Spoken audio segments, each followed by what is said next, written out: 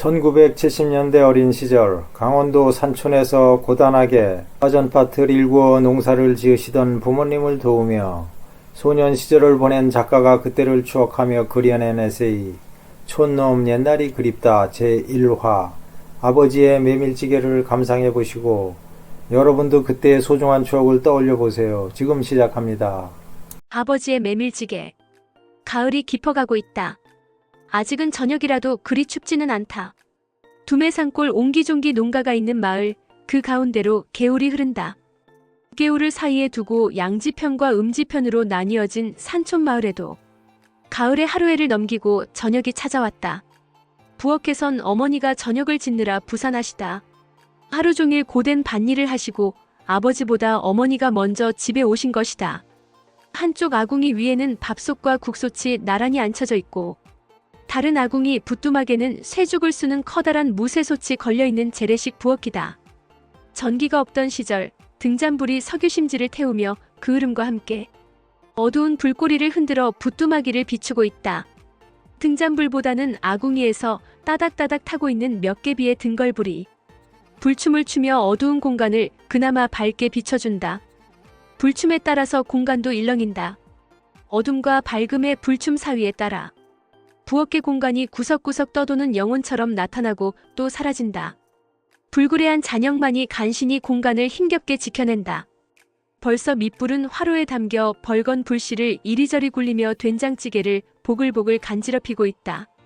제법 굵어진 김장무 한 개를 어머니 특유의 돌려비치기 기술로 삐쳐서 넣었다. 구수한 냄새가 집안 밖으로 공기 흐름에 따라 결을 찌어 나뒹군다. 배가 고파온다. 군침이 돈다. 부뚜막이 밥솥에선 밥뜸이 들고 있다. 피이푸 피이푸 밥김이 연신 뚜껑 사이로 샌다.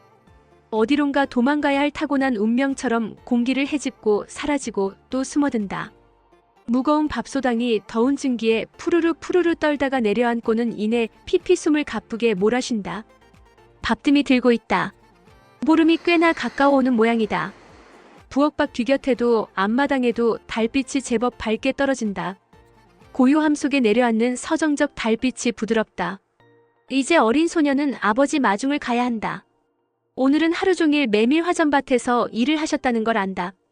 작년에 아버지께서 손수 일구신 가파른 화전밭에 올해는 메밀을 때맞춰 푸셨다. 이곳 먼 타양에서 잔뼈를 함께 키워오신 평생 농사꾼. 당신께서 어린 나이에 어머니 손을 잡고 병든 아버지를 치료하기 위해 귀동량으로 얻어들은 공기 좋고 물 맑은 이곳 강원도 두메산골, 척박하고 낯설기 그지없는 이곳에 자리를 잡아 억척스럽게 삶의 끈을 이어오셨다. 임자 없는 험한 산비탈에 무성한 나무와 풀을 베어내고 여름내 말렸다가 바람자고 고요한 날을 골라서 불을 지른다. 한 이틀 지나고 나면 산을 집어 삼킬 듯 타오르던 화염도 사라지고 타고 남은 재만 비탈을 덮어 험상궂게도 검은 얼굴을 드러내 보인다. 그제서야 풀뿌리와 불쑥불쑥 타다 남아 솟아오른 나무 뿌럭지들을 파내야 한다. 아직도 매캐한 냄새는 그대로다. 빈몸 서 있기도 힘든 경사지에 괭이로 땅을 내리칠 때마다 제티들이 나른다. 산 비아래 비치는 아침 햇살에 검은 재들이 무질서하게 군무를 한다. 아버지 코끝은 검어진 지 오래다. 며칠을 나무 뿌리와 시름한 끝에 거칠기 짝이 없는 화전밭이 일구어진다. 타다 남은 재가 거름이 되어 그런 때로 선어해 농사를 지을 수 있는 무단점 이후 무어가 호적에도 없는 화전밭이 탄생을 한다. 작년에는 다른 곳 화전밭에 콩도 심었고 열무도 심어 수확을 했다. 올해는 메밀이다. 다른 작물에 비해 생육기간이 짧아 제격인 메밀을 푸셨다. 메밀 파종을 유별하게 푼다고 하셨다. 아버지도 동네 어른들도 그렇게 얘기하는 걸 들었다. 메밀싹이 거무태태한 흙을 제치고 솟아난다. 맑고 빨간 대궁이 하늘에 닿을 듯 오르고 가지가 뻗으면서 가지마다 메밀꽃이 피어난다. 산비탈을 온통 하얀 소금밭으로 만들더니 어느새 추수철이 되었다. 메밀대를 베어 뻘쭘하게 자란 머리 부분을 비틀어 모아서 묶고 한 알음씩 군데군데 열지어 세워둔다. 마치 베개를 줄지어 세워둔 듯 메밀단들이 말라간다. 지게 등짐으로 날라야 하니 가볍게 말려야 한다. 메밀은 그 섭에 비해 알곡이 많지 않은 편이라 부피는 커도 그렇게 무겁지는 않다. 수확량이 많지 않으니 가볍다고 좋아할 일이 아니다. 그 메밀단들이 오늘 아버지의 등짐으로 집으로 오는 것이다. 집 뒷곁 빈밭에는 벌써 여러 짐이 날라졌다. 내일은 다른 일을 해야 하니 오늘 일은 오늘 끝내야 한다. 그러다 보니 농군에게 어두운 밤까지 일하기는 오늘도 내일도 예산일이다. 그래도 달빛이 환해지는 보름 무렵이 가까워오면 야간 일이 수월해진다. 낮에는 그렇게 익숙하던 길도 밤이 오면 으스스해진다. 사방은 어둠이 내리고 고요해지는데 늦가을 가뭄에도 마를 줄 모르는 개울물 소리만 쫄쫄대며 저녁의 정적을 깬 끝. 달빛 줄기들이 무리지어 산등성이를 타고 내려와 안식처를 고르다가 샘물 먹고 달빛 안개로 부서져 피어오르는 밤. 여름 내 키 큰 갈대들이 흰 깃털을 바람과 달빛에 부대끼며 싸작싸작 소리를 낸다. 그래도 난 아버지 마중을 가야 한다.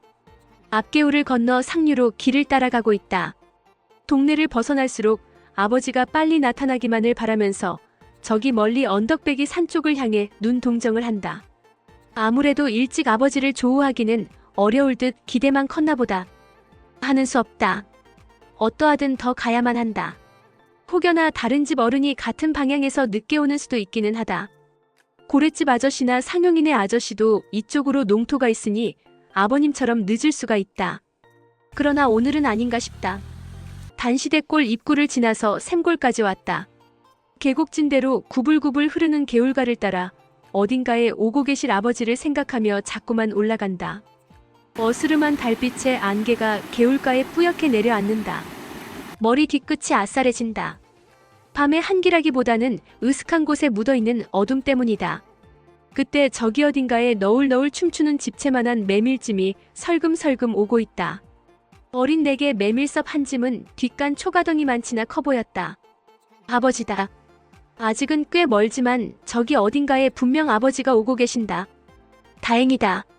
하마터면 여묵 고개를 넘어 화전밭이 있는 그곳까지 가야 할 뻔했다. 참으로 다행이라는 안도감이 밀려왔다. 아버지는 오시고 나는 가고 있다. 여묵고개 내리막길이 끝나고 평지가 시작되는 사태골 입구에 아버지의 메밀지게가 달빛에 너울너울 아버지 걸음 따라 춤을 추고 있다. 나도 한결 마중 걸음이 빨라졌다. 허기진 배는 잊은 지 오래됐다. 킁! 아버지의 헛기침이 들린다. 나를 보신 것이다. 허이허이 숨이 차시다. 아버지 이제 오세요? 마음의 안도가 왔다. 그래 뭐하러 왔어? 내 금방 갈 건데.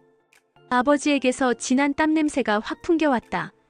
등짐을 지고 걸음을 재촉하시는 아버지 이마에 등짐의 무게가 구슬땀으로 연신 흘러내렸다. 하루에도 몇 번이나 젖고 또 말랐을 푸르스름한 군복 적삼이 또 흥건하게 젖었다. 나는 지금도 아버지가 즐겨 입으시던 그 군복 상의에 빛가리며 사선으로 빗금진 교대무늬의 옷을 기억한다. 제법 질긴 재질의 그 옷이 험한 일을 하시는 농부에겐 안성맞춤이었다. 당시에는 그런 옷이 일반인들에게도 많이 유통되었다. 진짜 군수품인지는 잘 모르겠다. 그 후로도 몇 년은 더 그 옷을 입고 일하시던 아버지 모습이 선하다. 이제는 아버지가 앞장을 서서 가신다. 더 이상 말은 없었으나 내 마음속 깊은 곳에 아버지의 메밀지게만큼 커다란 생각이 나를 지배하고 있었다. 부자간의 언어는 말이 아니라 저벅저벅 땅을 다져가는 발걸음 소리뿐. 아버지가 앞서가고 내가 따라가며 우리는 셋이 되어 있었다. 이 엄숙한 동행에 집은 말없이 가까워지고 어머님의 된장찌개 냄새만이 기랍잡이가 되어 순순히 우리를 인도하고 있다. 집에는 어머니의 정성이 가득한 저녁상이 차려져 있겠지? 아버지의 고된 하루 일과도 그렇게 달빛 어둠에 묻혀 어제처럼 저물어갔다.